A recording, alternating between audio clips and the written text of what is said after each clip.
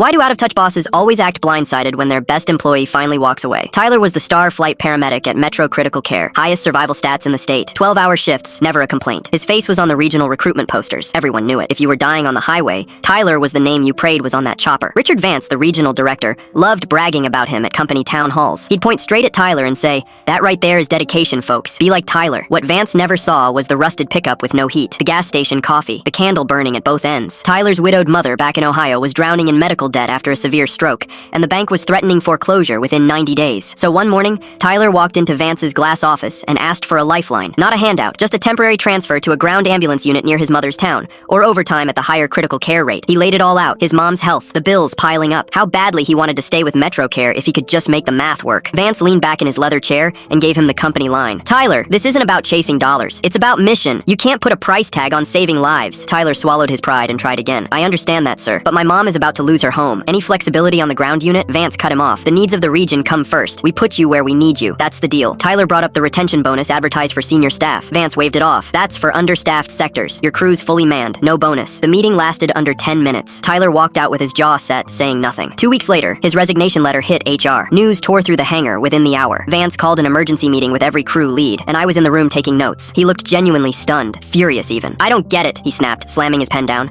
"Tyler's throwing away a career here. Why would he just quit on us?" The chief pilot spoke up, quiet but steady. "Sir, his family's in a financial crisis. He couldn't afford to stay." Vance waved a hand in disgust. "Everyone has problems. That's no excuse to abandon the team right before storm season. It's always about money with this generation. Back when I was in the field, we stayed because we cared. Nobody said a word. The senior pilots just traded looks. They all knew Vance wasn't listening. He never had been." On Tyler's last shift, 3 weeks later, Vance caught him near the helipad. "One last chance, Tyler. Rethink this. The company needs loyal medics." Tyler stopped, gear bag over his shoulder, and looked him dead in the eye. "With respect, sir, I asked for help. I gave this company 6 years of perfect service. You told me the company's needs came first. Well, my mother's needs come first now." Vance's face went red. "Watch your tone." Tyler just smiled. "I clock out in 3 minutes, sir. There's really not much you can do about that." 6 months later, corporate dropped a surprise audit on Vance's desk. MetroCare's retention rate had cratered, worst in the country. The VP of operations flew in personally for the briefing. Vance started in on his usual "nobody wants to work anymore" routine. The VP cut him off cold. "I read the exit interviews, Vance. Every single medic who quit said the same thing.